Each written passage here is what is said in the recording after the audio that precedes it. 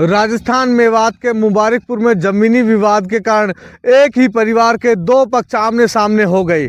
पहले लाठी डंडे चले, फिर पथराव हुआ और कुछ देर में फायरिंग शुरू हो गई।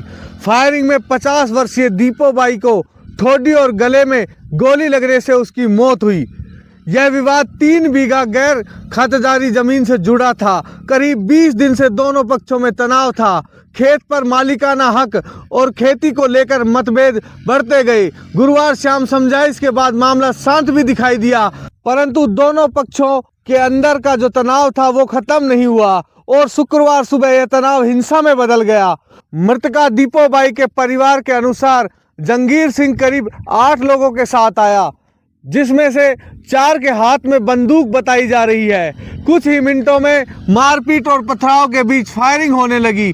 चीख पुकार फैल गई और दीपो बाई गोली लगने से गिर पड़ी। इस संघर्ष में दोनों पक्षों के कई लोग घायल हो गए। सूचना मिलते ही नौगांवा, बगड़तिराया और रामगढ़ सहित 3 से अधिक थानों की पुलिस घटना स्थल पर पहुंची। एडिशनल एसपी शरण गोपीनाथ कांबले भी मौके पर पहुंचे।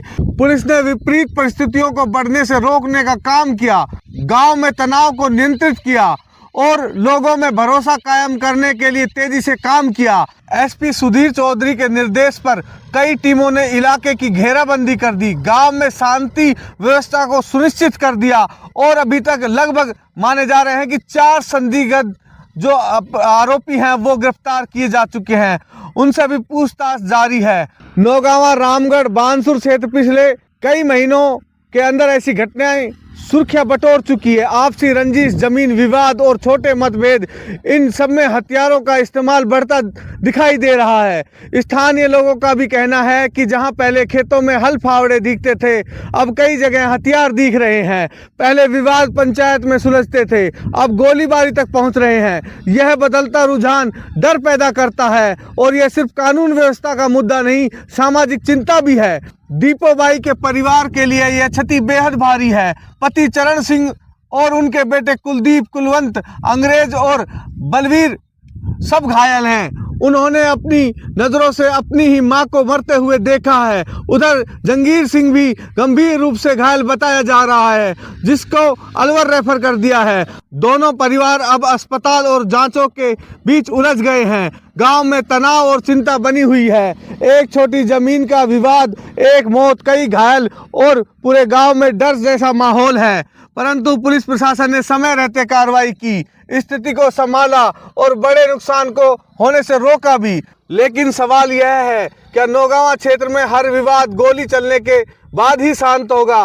क्या हथियारों की बढ़ती उपलब्धता इस इलाके को और असुरक्षित बनाती रहेगी? जब तक यह प्रवृत्ति नहीं बदलती, नौगांवा की ऐसी खबरें बार बार सामने आ सकती है। जमीन विवाद खत्म भी हो जाए, लेकिन जो जिंदगियां चली गई वह वापस नहीं आती और कोई भी रंजिश इतनी पुरानी नहीं होनी चाहिए कि उसकी कीमत इंसानी जान बन जाए। मुबारकपुर की और तेलियाबाद की घटना ये एक सामान्य घटना नहीं है, बल्कि सामाजिक रूप से चेतावनी भी है। आखिर इस क्षेत्र के अंदर इतने हथियार कहां से आ रहे हैं? जिस नौगांवा पुलिस ने साइबर ठगों की कमर तोड़ दी है, उसी नौगांवा पुलिस के सामने एक नया मुद्दा है कि आखिर इतने हथियार इस क्षेत्र के अंदर आते कहां से हैं। चाहे वो तेलिया के बास की घटना हो, चाहे आज मुबारकपुर गांव की घटना हो, या फिर हम पाटन भान की घटना की बात करें, या फिर 7 माह पहले फहारी के अंदर जो घटना हुई थी उसके अंदर जमकर हथियार चले थे। इन घटनाओं के अंदर अवैध हथियारों का बहुत अधिक प्रयोग हुआ, परंतु क्या तस्करों के ऊपर नौगांवा पुलिस ने कार्रवाई की? ये सवाल अभी भी आम लोगों के जहन में है। इसका उत्तर आना अभी बाकी है।